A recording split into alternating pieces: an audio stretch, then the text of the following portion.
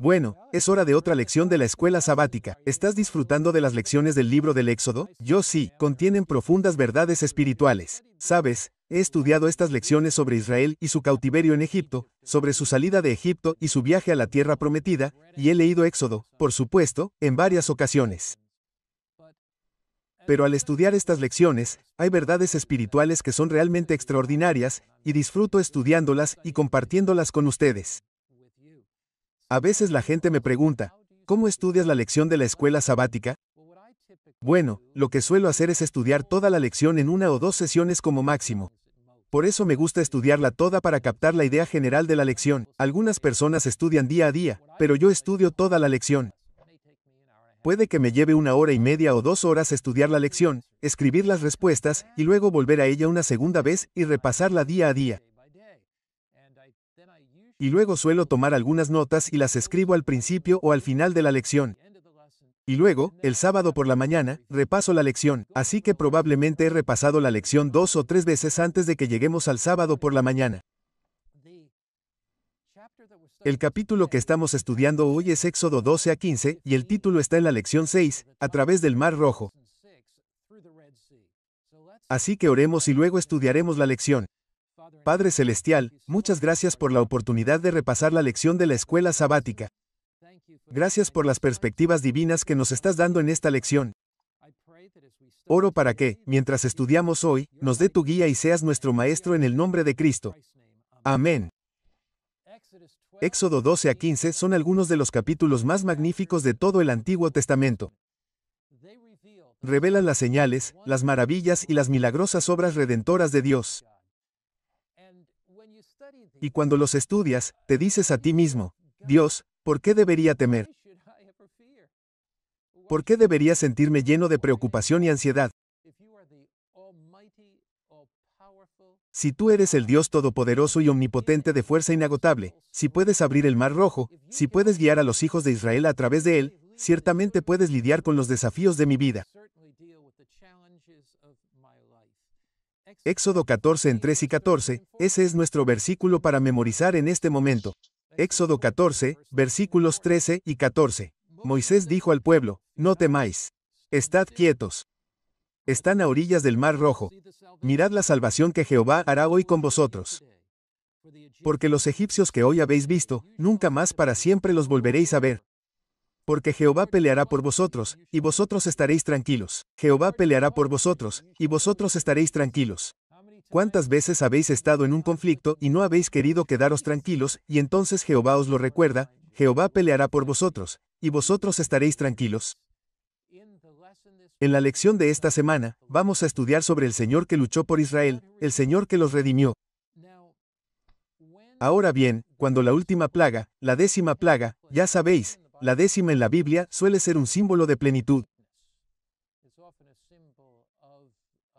Suele ser un símbolo del cumplimiento total del plan de Dios o de las promesas de Dios. Así que podéis verlo como el cumplimiento de las promesas de Dios, el cumplimiento del plan de Dios, la integridad de las obras de Dios. Los 10 mandamientos son un buen ejemplo. Esa es la integridad del plan de Dios. Él nos revela que es amoroso y justo. Los primeros 4 mandamientos revelan cómo es amar a Dios. Los últimos 6 mandamientos, cómo es amar a nuestro prójimo. La integridad del amor se revela en los 10 mandamientos. La integridad de los juicios perfectos de Dios se revela en las plagas. Así llegamos a la última plaga y al observarla, la matanza de los primogénitos, señalamos en nuestra última lección que Dios estaba juzgando a los dioses de Egipto. Estaba mostrando su necedad e impotencia. Isis, por ejemplo, la diosa de la fertilidad, y Equit, y los hombres, los dioses del parto. Y los primogénitos de Israel habían sido asesinados en Éxodo 1. Pero ahora Dios está mostrando que es más poderoso que todos los dioses de Egipto.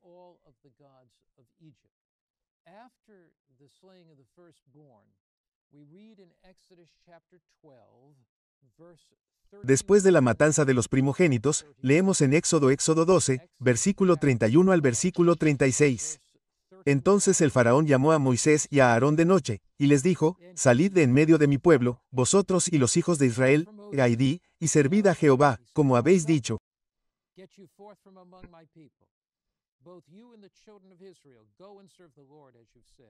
Tomad vuestras ovejas y vuestras vacas, como habéis dicho, y bendecidme también a mí. Los egipcios apremiaban al pueblo para que los echaran de la tierra cuanto antes.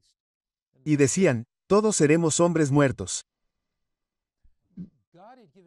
Dios le había dado al faraón todas las oportunidades para arrepentirse, pero el faraón se rebeló contra Dios una y otra vez. No era la intención de Dios que los primogénitos de los hijos de Egipto fueran asesinados. Pero tampoco era la intención de Dios que Israel sufriera en esclavitud. Y decenas de miles de israelitas murieron. Cientos de miles murieron en la esclavitud de Egipto. Dios había hecho una promesa. Iba a guiarlos a la tierra prometida. Aquí en la nota de nuestra lección, dice, ya saben, el faraón dice, bendíganme. Bendíganme cuando se vayan, pero váyanse de aquí, vayan o si no, los egipcios dicen que todos vamos a morir. Pero noten esta nota interesante. Segundo párrafo de la lección del domingo. ¿Por qué él, el rey de Egipto, un Dios en la tierra entre su pueblo, le pidió a Dios que lo bendijera? Parece como si finalmente se estuviera dando cuenta del poder del Dios hebreo y le gustaría beneficiarse de él. Sin embargo, ¿cómo puede Dios bendecirlo si está sumido en la rebelión, la terquedad y el orgullo? Claro, finalmente dio su consentimiento, pero no fue por sumisión a la voluntad de Yahvé. Fue más bien por derrota. No estaba arrepentido, como revelarán sus acciones posteriores. Simplemente quería detener la devastación que estaba destruyendo su reino. Claro, no estaba arrepentido porque envió a sus ejércitos tras ellos para destruirlos. ¿Cómo podemos pedirle a Dios que quien nos bendiga si en verdad estamos sumidos en la rebelión, la terquedad y el pecado? Algunas personas violan conscientemente la voluntad de Dios. Le dan la espalda a Dios a sabiendas y luego dicen, oh, Dios, bendíceme. Oh, Dios, bendíceme. No podemos recibir las bendiciones de Dios cuando vivimos en desobediencia manifiesta. Ahora bien, Dios hizo provisión para los israelitas para que no tuvieran que salir de Egipto con las manos vacías, sino con las cosas que necesitarían para su viaje. Habían trabajado para ellos. Habían trabajado para ellos. Los egipcios les debían esa labor. Así que pudieron salir de Egipto con las provisiones necesarias para su viaje. Al salir, consagraron a Dios a sus primogénitos. Encontramos esto en Éxodo, capítulo 13, versículo 2. Versículo 1, el Señor habla a Moisés, diciendo, santifícame todo primogénito. Todo lo que abre matriz entre los hijos de Israel, tanto de hombres como de animales, mío es. Y Moisés dijo a los hijos de Israel, al pueblo, recordad este día, en el cual habéis salido de Egipto, de la casa de servidumbre, porque con el poder de Jehová os ha sacado de este lugar.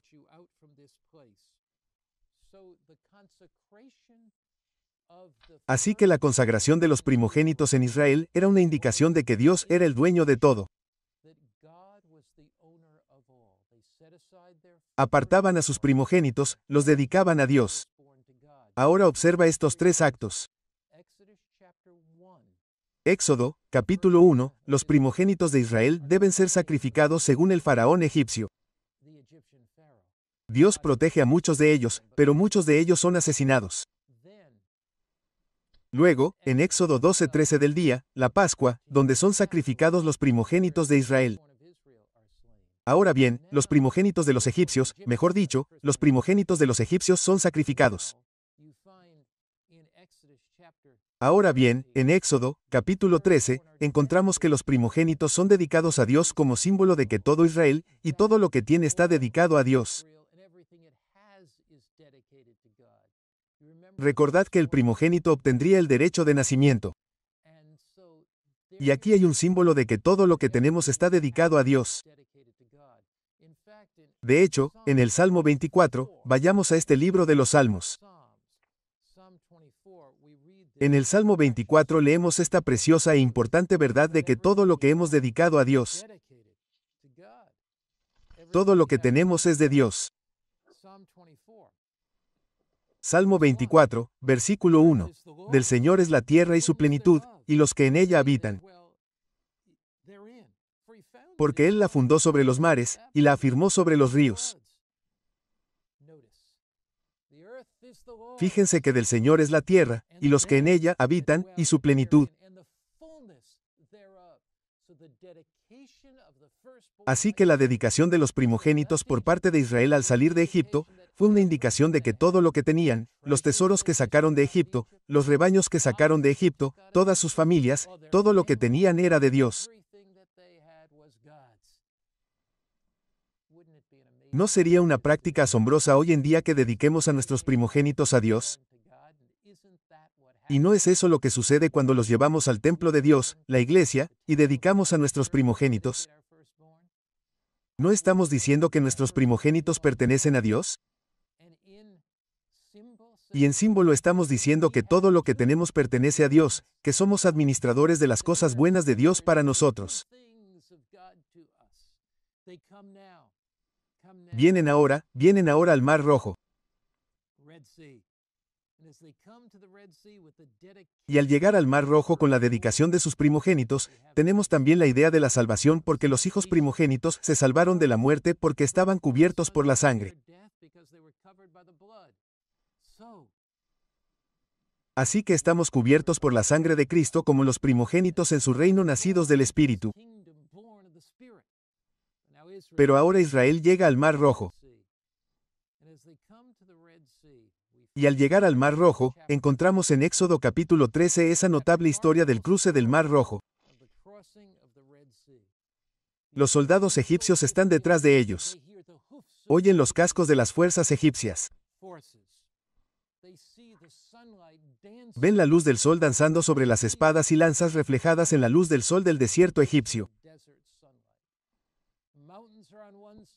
Las montañas están a un lado, el desierto al otro lado, los egipcios detrás de ellos, el Mar Rojo delante de ellos. Pero Dios, Éxodo capítulo 13. Aconteció que cuando Faraón dejó ir al pueblo, Dios no los guió por el camino de la tierra de los filisteos, aunque estaba cerca. Porque dijo Dios, no sea que por casualidad la gente se arrepiente cuando ve la guerra y regresa a Egipto. Mira lo que iba a pasar. Los filisteos eran un pueblo guerrero. Si Dios los hubiera guiado por ese camino, los filisteos los habrían atacado y destruido. Y mira, Israel era un pueblo nómada. Estaban saliendo de la esclavitud, habían sido esclavos de Egipto, no eran un pueblo de guerra, y si hubieran visto esa guerra y el derramamiento de sangre de su pueblo, es posible que hubieran querido regresar a Egipto. Así que tomaron un camino diferente. Versículo 18, pero Dios guió al pueblo por el camino del desierto hasta el Mar Rojo. Ahora bien, se llevaron los huesos de José con ellos porque José no quería morir en Egipto. Ya sabes, murió en Egipto y no quería que sus huesos quedaran allí. Es muy interesante. Hace un par de años, dirigí una visita a Egipto y nuestro arqueólogo Randy Yanker nos habló del lugar donde habían acampado los israelitas. ¿Y sabes que allí se descubrió una tumba real?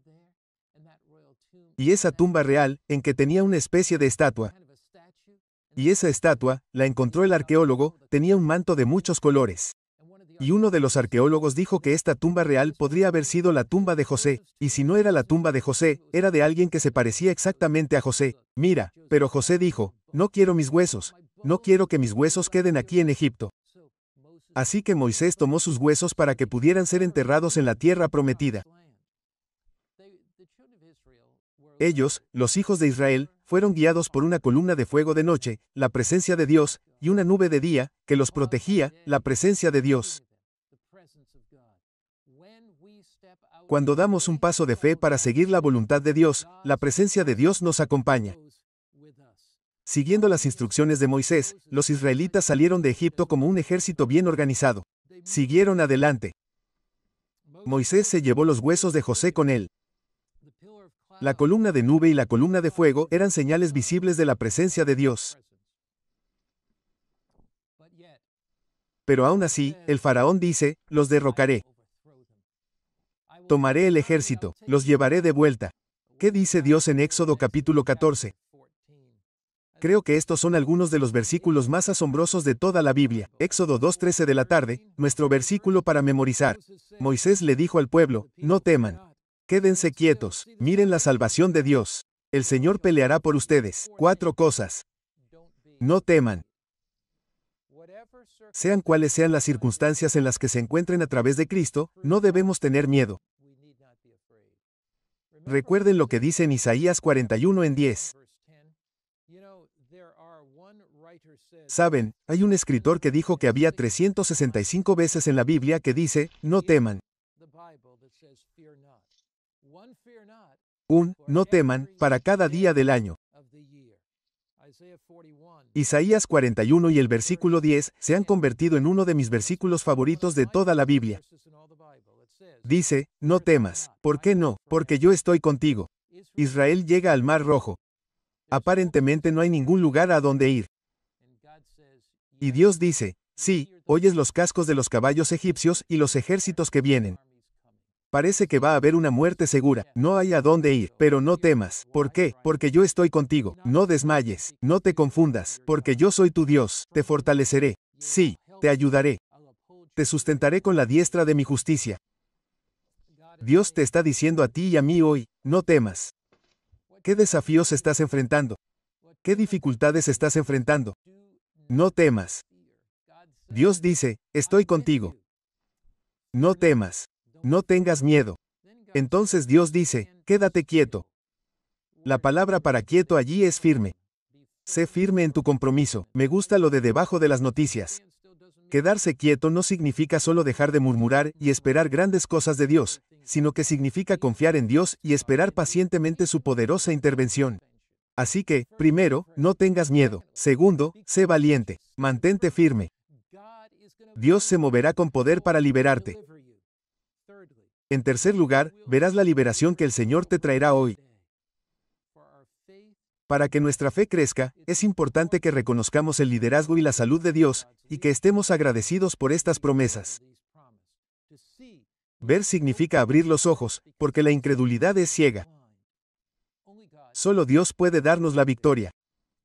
Solo Dios puede darnos seguridad y salvación. Dios siempre nos cuida y nos provee lo que necesitamos. Entonces, primero, no tengas miedo cuando enfrentes desafíos o dificultades. Segundo, quédate quieto. Espera pacientemente a que Dios obre. Tercero, cree que Dios te liberará. Cuarto, el Señor peleará por ti. Esto indica lo que Dios hará. Él peleará personalmente por su pueblo. Llegaron al Mar Rojo y Dios abrió milagrosamente ese mar e Israel caminó a través de él. Y cuando los ejércitos del faraón pasaron, las aguas se estrellaron contra ellos, se ahogaron. Dios realmente luchó por su pueblo.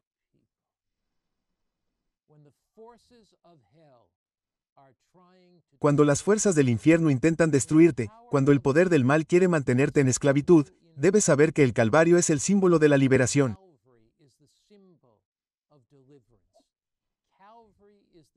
El Calvario es el símbolo de la liberación de la esclavitud. Los israelitas atravesaron el Mar Rojo. Dios nos guía a través del pecado y las aguas del desafío y la dificultad hasta la cruz del Calvario.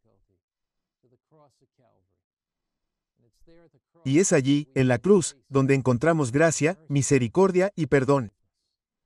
Y cuando están del otro lado, comienzan a cantar. Y se llama el Cántico de Moisés.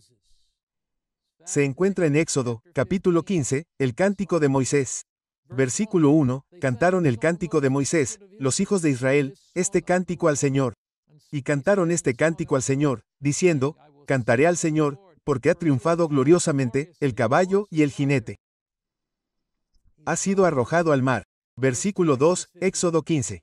El Señor es mi fortaleza y mi cántico, Él es mi salvación, Él es mi Dios. Le prepararé una morada para el Dios de mi Padre, y lo ensalzaré. Jehová es varón de guerra, Jehová es su nombre. Aquí el Dios Todopoderoso desciende milagrosamente y libera a Israel. En los últimos días de la historia, nosotros también cantaremos el Cántico de Moisés. Se encuentra en Apocalipsis, capítulo 15 del Apocalipsis. El cántico de Moisés y el cántico del Cordero. Apocalipsis, capítulo 15, dicen los versículos 1 y 2. Vi otra señal en el cielo, grande y admirable. 7 ángeles que tenían las 7 plagas postreras. Israel fue librado de las plagas. Nosotros también seremos librados de las plagas, porque sobre ellos se ha consumado la ira de Dios. La ira de Dios es el juicio de Dios. Versículo 2.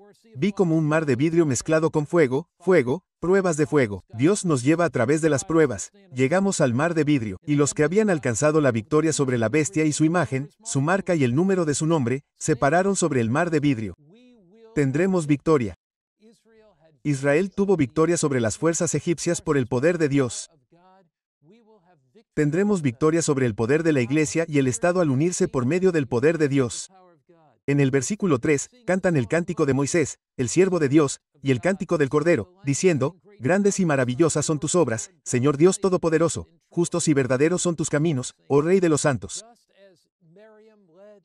Así como Miam guió a los israelitas en el cántico de triunfo y victoria, así, de pie sobre el mar de vidrio, superando esas pruebas, ¿qué es el mar de vidrio?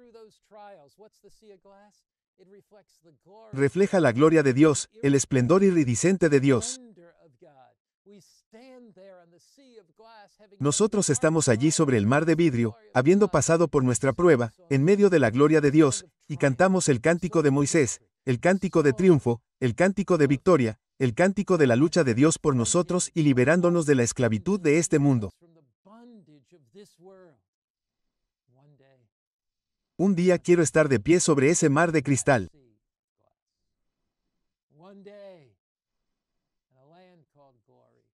Un día en una tierra llamada gloria, en un lugar llamado cielo, en un tiempo llamado eternidad, quiero cantar contigo el cántico de victoria, y estar allí con Jesús, cantando. Digno es el Cordero de recibir el poder, el honor y la gloria por siempre jamás. Amén. Oremos. Padre, te damos gracias porque un día nosotros también podemos cantar el cántico de Moisés. Cantaremos la canción de la victoria algún día. Un día los poderes del mal serán destruidos y los poderes del cielo triunfarán. Manténnos fieles a ese día. Te lo ruego en el nombre de Jesús. Amén.